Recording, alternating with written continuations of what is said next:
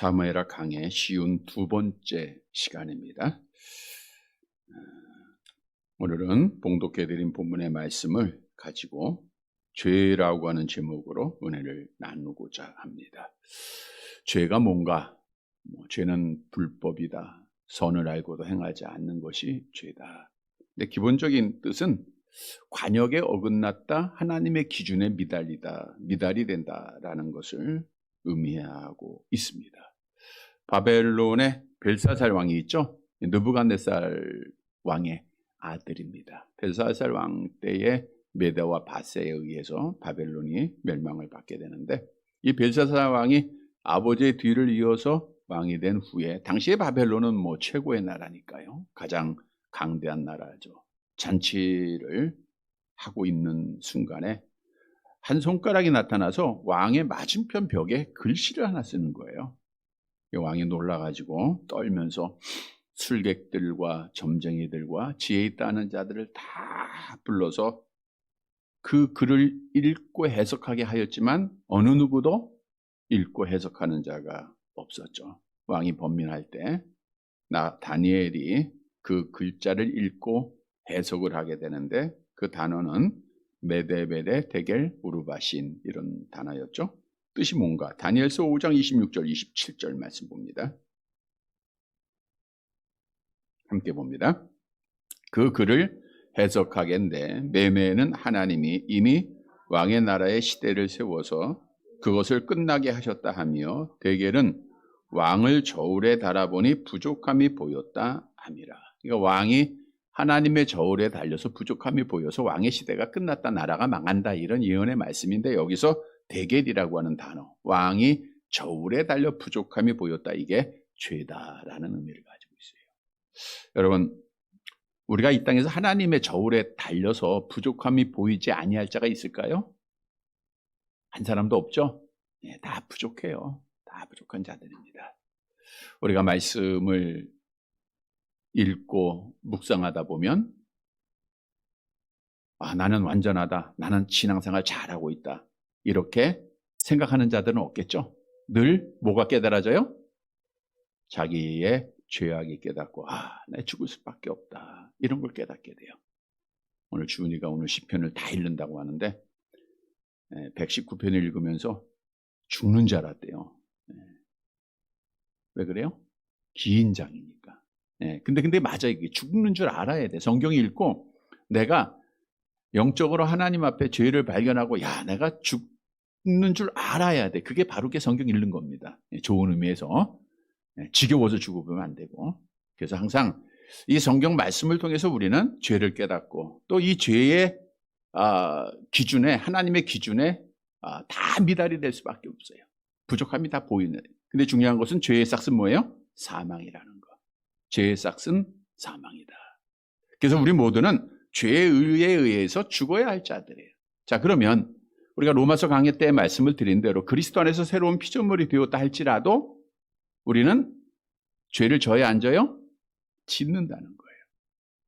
육신이 약하기 때문입니다. 예수님의 제자들 베드로, 야고보, 요한이 겟세마네 동산에서 우리 주님이 기도할 때 주님이 그런 말씀하시죠. 마음은 원이로되 육신이 약하도다. 이 말씀 잘 인용해야 됩니다. 매일매일 우리는 나는 마음이 원하지만 육신이 약합니다, 그래가지고 반복해서 죄를 지면 안 되겠죠? 그러나 우리는 육신이 약하기 때문에 우리 두 마음, 성령에 속한 마음과 악한 영에 속한 마음 싸움에서 질 때가 참 많다는 거예요. 자, 여기서 중요한 것은 죄를 지은 후가 중요해요. 죄를 지은 후가 중요해요. 이 죄의 문제를 해결을 해야 된다는 거죠. 여러분, 우리가 죄를 가지고 있으면 하나님을 만나요? 못 만나요? 못 만납니다. 우리가 예배를 드리는 것도 영적으로 하나님 만나는 거 아닙니까? 하나님과 교제하기 위해서 오늘도 우리가 찬양하고 기도하는 거죠. 그런데 죄가 있으면 하나님과 우리 사이를 가로막는다, 잘하는 말씀이죠. 이사야서 59장 2절 함께 봅니다. 오직 너희 죄악이 너희와 너희 하나님 사이를 갈라놓았고 너희 죄가 그의 얼굴을 가리워서 너희에게서 듣지 않으시게 함이니라. 오늘 본문의 말씀은 압살롬이라고 하는 사람, 또 다윗의 모습을 통해서 우리가 이 죄의 결과, 그리고 죄의 문제를 어떻게 해결해야 할 것인가를 우리에게 교훈해 주고 있습니다. 따라서 오늘 말씀을 통해서 우리 죄의 문제 해결하고 날마다 하나님과 화목을 이루고 하나님께 영광을 돌리는 사랑하는 성도들이 되시기를 간절히 바랍니다. 첫째로 죄를 지으면 도망하게 된다는 거예요. 누구라도 마찬가지입니다. 본문 34절 말씀을 볼까요? 같이 봅니다. 이에 압살롬은 도망하니라. 파수하는 청년이 눈을 들어보니 보아라 뒷산 언덕길로 여러 사람이 오는도다. 이에, 여기서 이에는 누구예요? 어떤 일이에요? 압살롬이 형 암논을 죽였기에, 이런 뜻이죠. 그러니까 압살롬이 지난주에 이제 털 깎는 날을 맞이해서 형제들을 초청하고 잔치를 베풀고 술에 취할 때에 부하들에게 명령을 내려서 암논을 살해하는 사건이죠. 이에, 그러니까 압살롬이 형 암논을 죽였기에 이 뜻이죠. 압살롬은 도망을 갔어요. 도망을 왜 갔을까요? 잘해서 그래요? 못해서 그래요? 잘못해서. 잘못한 걸 아는 거예요. 우리가 하나님의 계명 속에 압살롬은 6번째 계명을 범한 것을 스스로 알았어요. 아니까 도망을 간 겁니다.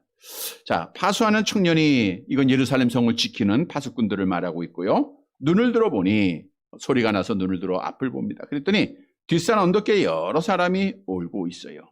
이제 이거는 왕자들과 그의 일행들이 예루살렘으로 돌아오고 있는 말씀을 설명해 주고 있죠. 자, 오늘 본문에서 중요한 사실은 압살롬이 왜 도망했다고요? 죄를 지었기 때문에. 하나님의 율법을 범하였기 때문에. 따라서 오늘 우리에게 주는 교훈은 우리가 하나님의 사람이라 할지라도 죄를 지으면 하나님의 말씀을 범하게 되면 하나님을 도망하게 된다는 거예요. 하나님을 그러니까 내가 지금 하나님 앞에 떳떳하냐, 하나님 앞에 도망하고 있는가를 보면 내 자신의 영적 문제가 나오는 거예요. 답이 나옵니다. 여러분, 본래 우리 인간들은 하나님 앞에 나아가도록 창조되었어요. 그러니까 하나님께서 우리 첫사랑 아담과 하와를 하나님의 형상으로 창조하시면서 그에게 하나님을 아는 지식을 주시고 하나님과 늘 교제했죠. 근데 아담의 타락으로 그 한 사람으로 우리에게 다 죄가 들어오고 사망이 들어온 거예요. 그래서 우리는 하나님 앞에 나아갈 수 없는 존재가 된 겁니다. 죄의 종이 되고 죄의 팔린 자가 됐어요. 그러나 하나님은 특별히 우리를 사랑하시사 예수 그리스도의 피값으로 우리를 의인 삼아줬어요. 다시 말하면 하나님 앞에 나아가는 특권을 준 거예요. 우리 예수님께서 십자가에서 피 흘려 죽으신 것은 화목제물이 되었다라는 말씀 있죠. 우리 하나님이 요한일서 4장에 보니까 화목제물로 예수님을 보내셨어요. 그래서 화목제물이 되심으로 주님의 십자가의 피를 통하여 우리는 하나님 앞에 나아갈 수 있는 특권이 주어졌다라고 성경은 우리에게 말씀하고 있죠. 에베소 3장 12절입니다. 함께 봅니다. 우리가 그 안에서 그를 믿음으로 말미암아 담대함과 확신을 가지고 하나님께 나아감을, 담대함과 확신을 가지고 우리가 하나님 앞에 나아가는 거예요. 여러분, 이 시간도 여러분들이 담대하게 하나님 앞에 나온 줄 믿습니다. 왜? 예수님이 우리의 화목제물이 되셨기 때문에. 히브리서 10장 19절 계속 봅니다. 그러므로 형제들아, 우리가 예수의 피를 힘입어 성소에 들어갈 담력을, 여기 성소는 누가 계세요? 하나님이 계시니까 그 성소에 들어갈 담력을 우리는 얻은 거예요. 우리가 예수님이 십자가 사건에 휘장이 갈라졌다? 이것은 우리가 하나님 앞에 나아갈 수 있는 특권이 우리에게 주어졌다라는 거예요. 자, 그런데 신앙생활을 하다 보면 하나님 앞에 당당하게 나올 때도 있고 때로는 숨어서 나올 때도 있죠. 조금 하나님의 낯을 피하고 싶을 때가 있다는 거예요. 누구라도 그렇습니다. 왜냐? 죄 때문에요. 그러니까 죄를 짓고 죄에 대하여, 하나님의 말씀에 대하여 우리가 어긋난 삶을 살면 누구라도 숨게 돼 있어요. 언젠가도 비유해 드린 대로 저희는 기둥이 없지만 기둥이 있으면 기둥 뒤에 가서 예배 드리고 싶어요. 사람이 많을 때는 덩치가 좋은 사람 뒤에서 예배를 드려서 안 보이려고 할 때가 많습니다. 나오긴 나와야 되는데 하나님 앞에 나올 자신이 없는 거예요. 왜? 죄 때문에 그래요. 우리가 일반적인 삶 속에서도 죄를 짓게 되면 경찰을 피하게 되고 또 죄를 짓게 되면 사람들을 피하게 돼요. 우리 마찬가지입니다. 여러분, 성경도 죄를 지은 자들이 하나님을 피했음을 우리에게 수없이 증거해주고 있어요.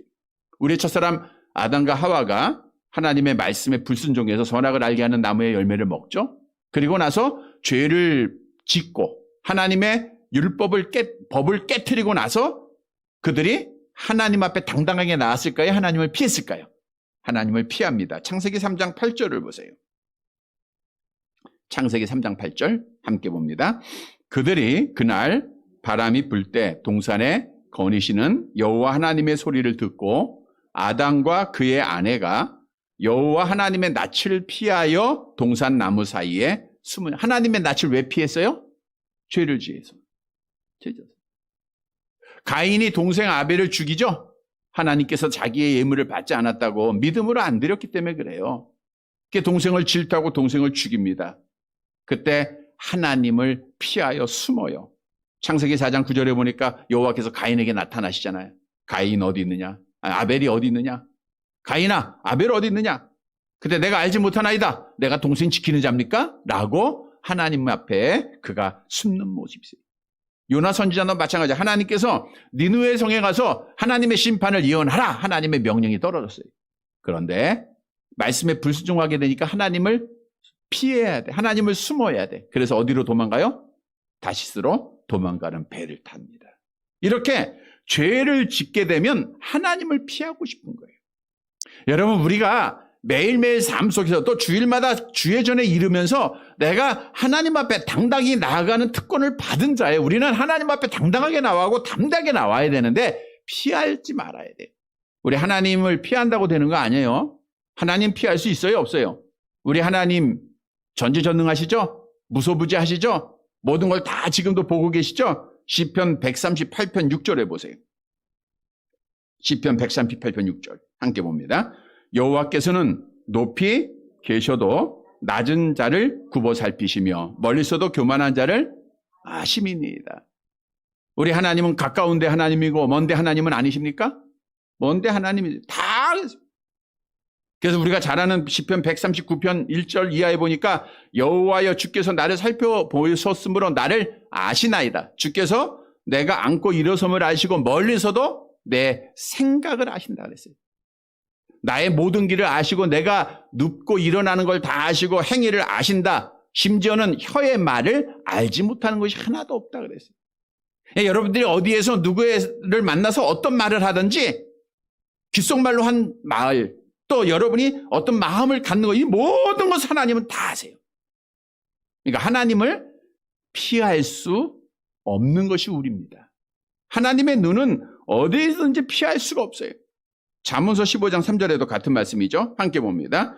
여호와의 눈은 어디서든지 악인과 선인을 감찰하시니라. 불을 끈다고 여호와께서 안 보시는 거 아니에요. 우리가 멀리 도망갔다고 해서 여호와께서 거기 안 계시는 거 아닙니다. 우리는 하나님의 낯을 피할 수 없음을 분명히 알아야 돼요. 어떤 분들은 범죄하고 외국으로 도망가는 사람들이 있어요. 저 미국 시골이나 필리핀이나 이런 데 시골에 숨어서 물론 잡혀서 송환되는 사람도 있지만 안 잡힌 사람들도 많아요. 그러나 그들은 도망은 가서 피하고 살아있는지는 몰라도 하나님의 낯, 얼굴은 피해요? 못 피해요? 못 피하게 돼 있는 거예요. 그래서 우리 주의 자녀들은 죄 짓지 않고 또 죄를 지었으면 이 문제 해결하고 하나님과 가까워져야 돼. 그게 복이에요. 우리가 하나님 멀리 도망간다고 하나님 얼굴 피한다고 답이 나오는 게 아닙니다. 거기에는 더 깊은 수렁에 빠질 뿐이에요. 그래서 야고보서 4장 8절에 주의 자녀들은 죄의 문제 해결하고 하나님과 가까이 할 것을 우리에게 말씀하고 있죠. 함께 봅니다. 하나님을 가까이 하라. 그리하면 너희를 가까이 하시리라. 죄인들아 손을 깨끗이 하라. 두 마음을 품은 자들아 마음을 성결하게 하라. 하나님을 가까이 하라. 하나님을 가까이 함이 내게 복이다. 시편 1328절 우리가 잘 암송하고 있는 말씀이에요. 하나님께 가까이 하라. 내게 복이라 그랬어요. 우리는 하나님 앞에 당당히 나와 하나님을 만나는 자가 복받은 자인 줄 믿으시기를 바랍니다. 그러하기 위해서 뭐가 해결돼야 돼요? 죄의 문제가 해결돼야 돼요. 성도 여러분, 오늘 오전에도 말씀을 드린 대로 우리의 죄의 문제 해결해야 됩니다. 그래야 오른편에서요, 왼편에서요? 오른편에 서는 자가 된 거예요.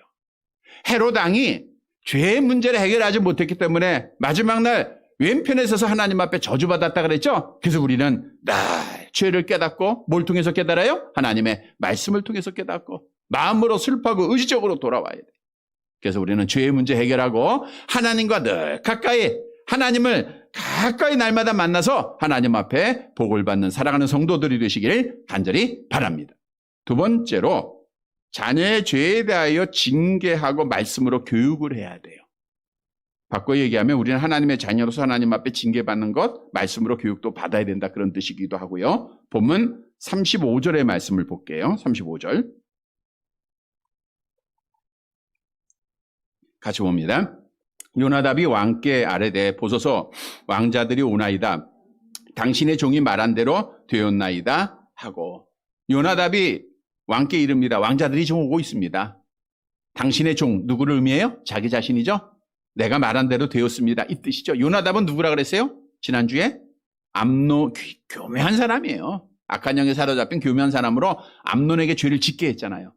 그러니까 암논이 죄를 짓고 압살롬에 의해서 죽은 것을 알고 또 바꾸는 거예요. 제가 출세하려면 누구한테 붙어야 돼요? 다윗 왕한테 붙어야 되니까 다윗 왕한테 아주 교묘하게 자기 자신을 나타내죠. 지난주에는 모든 왕자들이 죽었다라고 하는 그 소식을 듣고 다윗이 슬퍼할 때 요나답이라고 하는 사람이 찾아와서 다윗한테 뭐라 그랬어요? 우리 성경 보세요. 성경 32절. 지난주에 주신 말씀 32절 같이 봅니다.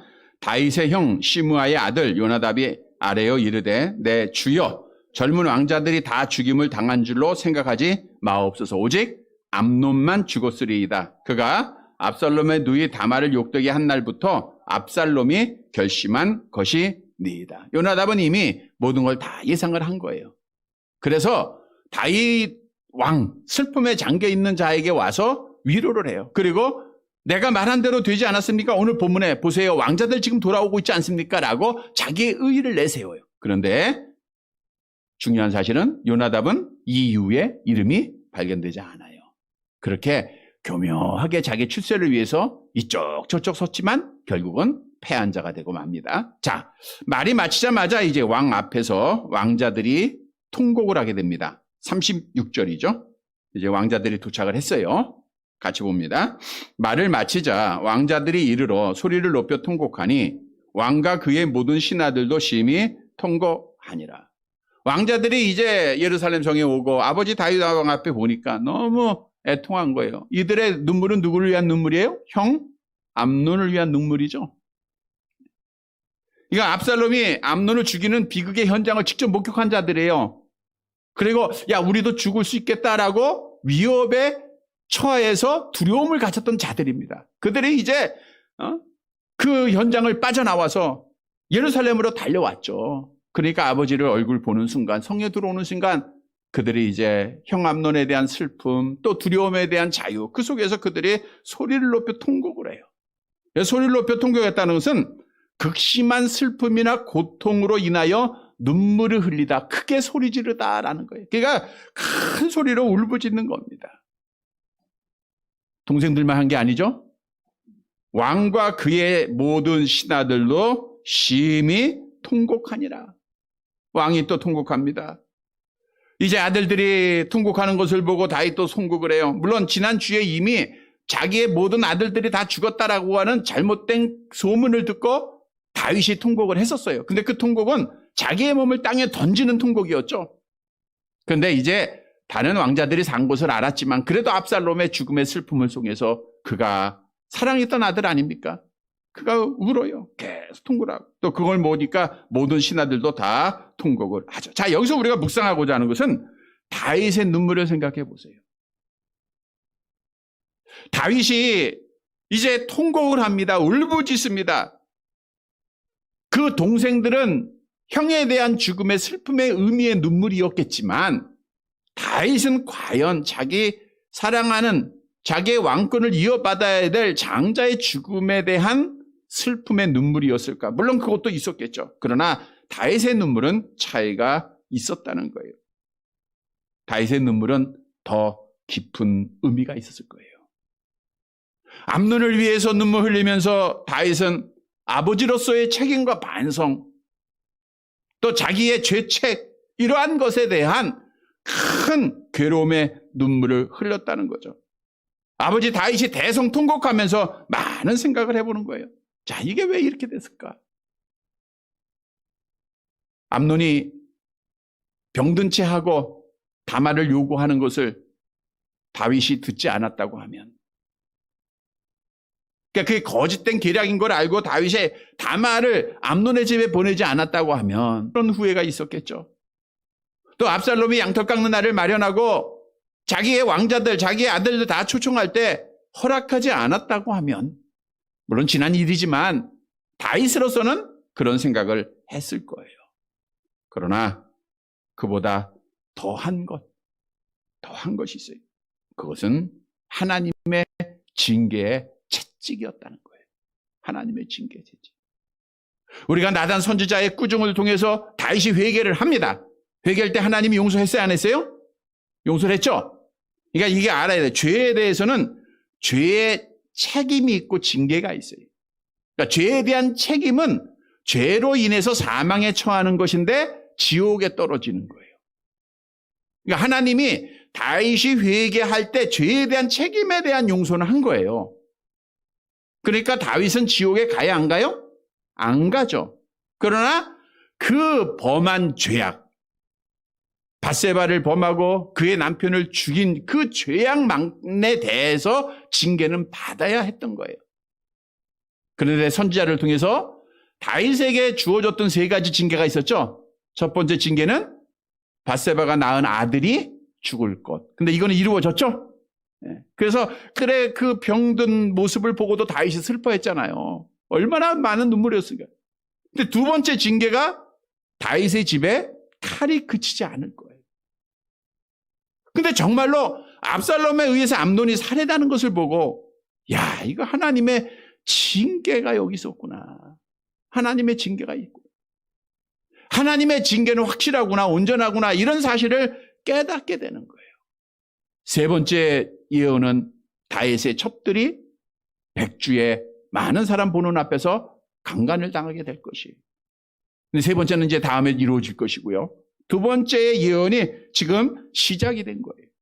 그러니까 다윗은 통곡하면서 울면서도 자기의 잘못, 자기의 죄를 생각을 했을 거예요. 야, 이건 내 잘못으로 인해서 내 아이가 죽었구나.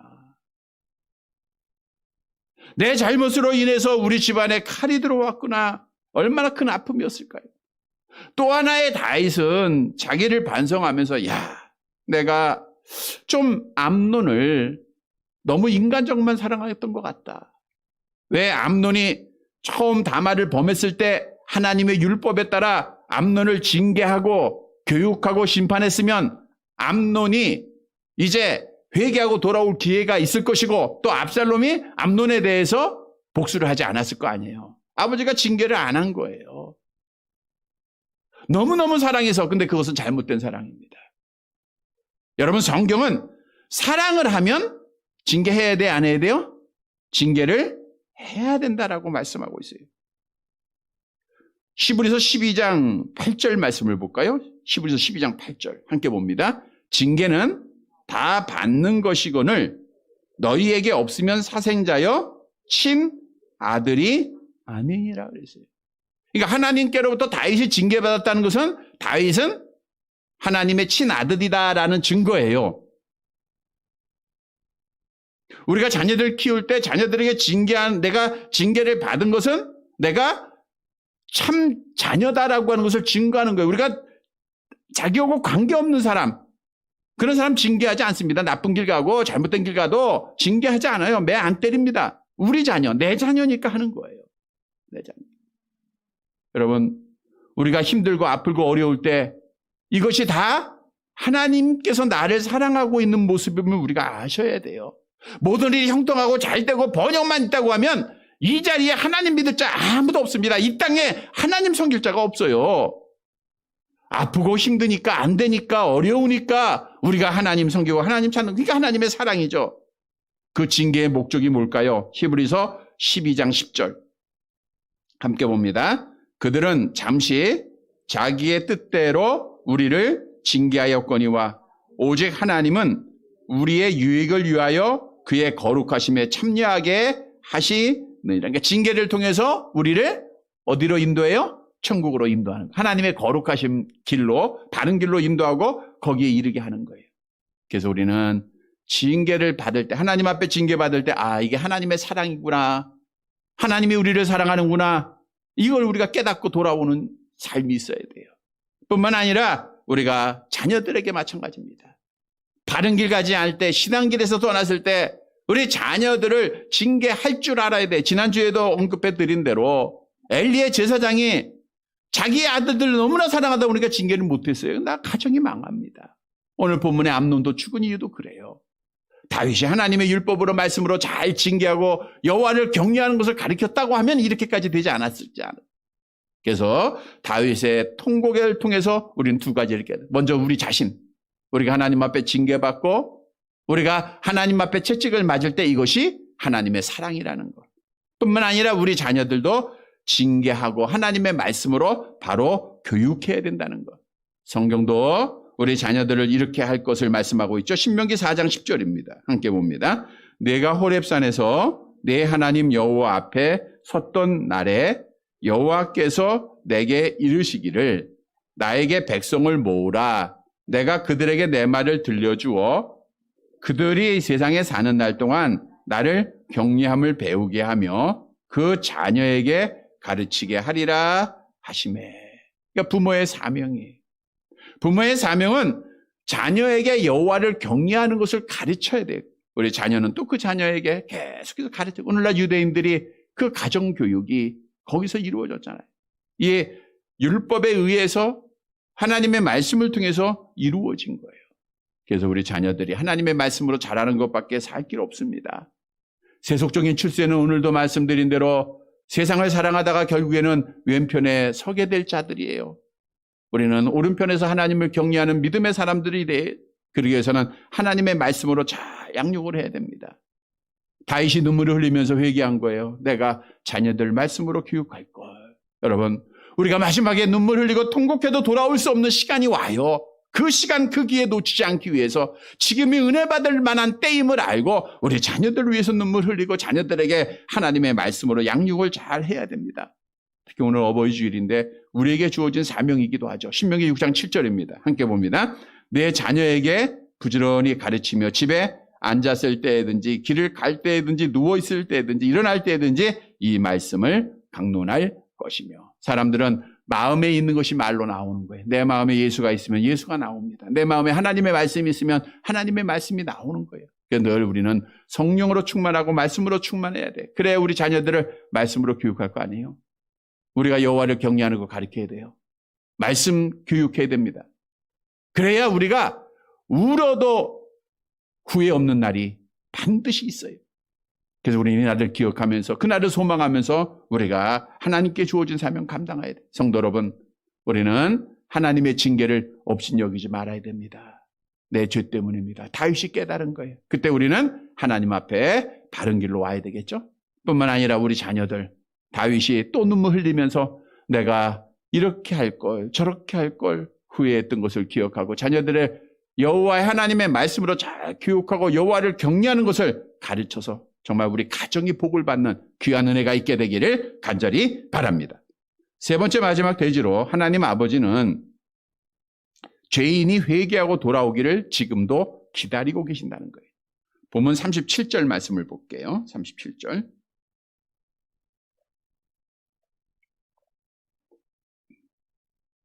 같이 봅니다.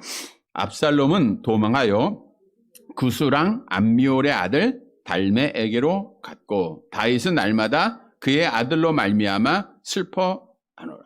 암논이 죄를 짓고 하나님의 율법을 범한 이후에 어디로 도망가요? 바알 핫솔로 도망을 치는데 구술에게 갔다. 구술. 오늘 본문에 보니까 도망하여 구스랑 암미홀의 아들 달메에게 갔다. 그래서 구술은 이스라엘 북쪽 지역 바산의 동북쪽에 있는 작은 나라, 이방 나라죠. 근데 구술은 누가 통치해요? 오늘 본문에 보니까 달메가 통치하죠. 달메라고 하는 사람은 압살롬의 외할아버지였죠. 사무엘하 3장 3절에 나와 있습니다. 함께 봅니다. 둘째는 길르압이라 갈멜 사람 나발의 아내였던 아비가일의 소생이요. 셋째는 압살롬이라. 이 다윗의 왕들의 자녀를 말하는 거예요. 구스랑 달메의 딸 마가의 아들이요. 그러니까 압살롬이 구스랑 달메에게로 가는 거예요. 외할아버지한테 가면 좋은 피난처가 되겠죠? 안승맞춤이죠? 그래서 글로 도망간 거예요. 글로 도망간 겁니다. 이제 도망간 것을 알고 오늘 본문에 보니까 다윗은 날마다 그의 아들로 말미암아 슬퍼했다. 아버지 다윗은 아들 암논의 죽음으로 인해서 큰 슬픔을 가졌다라는 겁니다. 이 슬퍼했다라는 것은 사람이 죽었을 때 사용하는 동사예요. 사람이 죽었을 때, 특히 이제 야곱이 형들이 요셉을 죽이지 않습니까? 팔지 않아요? 팔고 나서 그의 옷에 짐승의 피를 묻혀가지고 동생을 죽은 것처럼 위장하고 그 옷을 야곱에게 보여주잖아요. 그때 야곱이 자기의 아들 요셉이 죽은 줄 알고 슬퍼했다라는 단어와 같은 단어입니다. 창세기 37장 34절 함께 봅니다. 자기 옷을 찢고 굵은 배로 허리를 묶고 오래도록 그의 아들을 위하여 애통했다. 이렇게 자식이 먼저 죽었을 때 부모들이 갖는 애통, 이거는 특별한 단어입니다. 그래서 슬퍼를 해요. 그런데 시간이 흘러요. 3년이라는 시간이 흐르게 되죠. 본문 38절 39절 같이 봅니다. 압살롬이 도망하여 그술로 가서 거기에 산지 3년이라. 다윗 왕의 마음이 압살롬을 향하여 간절하니 암논은 이미 죽었으므로 왕이 위로를 받았음이더라. 그러니까 다윗도 인간이니까 시간이 지나니까 좀 잊혀지죠. 못 살 것 같다 생각하다라도 시간이 지나니까 다 적응하고 살게 돼요. 그러니까 암논은 죽었으니까 거기에 대한 생각은 자꾸만 잊혀져요. 슬픔은 점점 잊혀집니다. 근데 압살롬은 지금 살아있어요? 죽었어요? 아직은 살아있잖아요. 그러니까 또 압살롬이 보고 싶어 하는 거예요. 공동번역에 오면 이렇게 번역을 했어요. 왕은 암논이 죽었을 때 받은 아픔이 차츰 가시면서 압살롬에게 품었던 노가 풀어졌다. 이렇게 말하고 이런 뜻이 맞습니다. 그러니까 압살롬이 죽었기에 아픔이 점점 줄어들어요.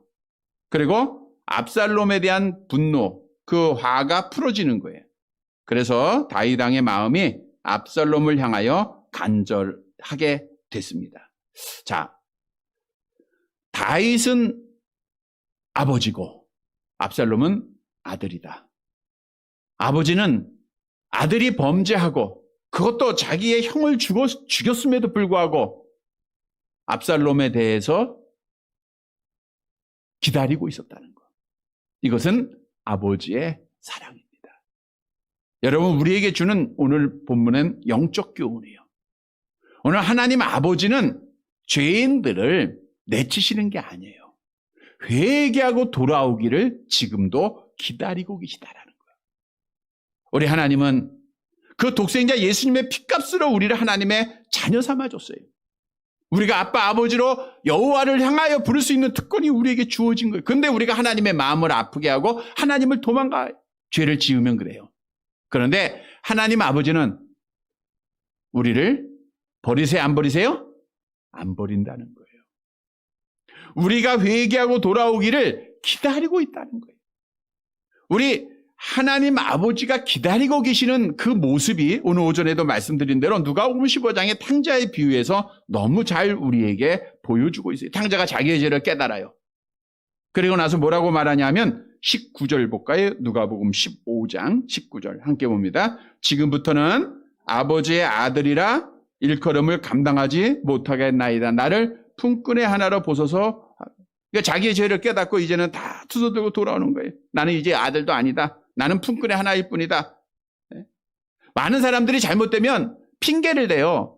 내가 친구를 잘못 만나서 나는 안 그런데 저 친구들 때문에 내가 지금 이렇게 됐습니다. 이유를 댑니다. 그러나 하나님 앞에 돌아온 자는 핑계를 대고 정당화를 시켜서는 안 돼. 왜? 하나님 모든 거 다 아시니까. 나는 잘했는데 저 친구 때문이 아닙니다. 저 환경 때문이 아닙니다. 저 자식 때문이 아니고 부모 때문이 아닙니다. 내가 잘못해서 나 때문에 이것을 고백하고 돌아오는 거예요. 그런데 중요한 것은 돌아올 때 아버지께서 기다리고 계셨다는 거죠. 20절 말씀 누가복음 15장 다시 한번 볼게요. 같이 봅니다. 이에 일어나서 아버지께로 돌아가니라. 아직도 거리가 먼데 아버지가 그를 보고 측은히 여겨 달려가 목을 안고 입을 맞추니. 여러분들이 하나님의 전에 이르기 전에 벌써 여러분이 주차할 때, 여러분이 들어올 때 이미 하나님 아버지가 달려가서 안아주시는 거예요. 잘 왔다. 다 하나님 아버지가 기다리고 계셨어요. 그래서 우리는 내 죄를 깨닫고 돌아오기만 하면 우리 하나님은 우리를 안아주시고 우리를 용서해 주시는 분이십니다. 그 은혜를 우리가 받아야 돼요.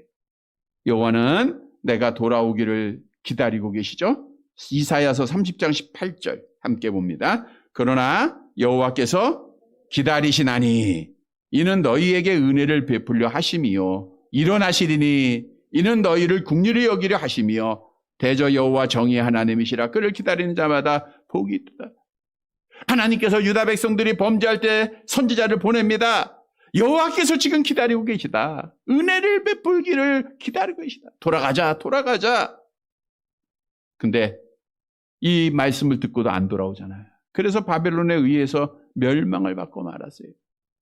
하나님은 지금도 주의 자녀들이 돌아오기를 기다리고 계시죠? 베드로후서 3장 9절 함께 봅니다. 주의 약속은 어떤 이들이 더디다고 생각한 것 같이 더딘 것이 아니라 오직 주께서 너희를 대하여 오래 참으사 아무도 멸망하지 아니하고 다 회개하기에 이르기를 원하시느니라.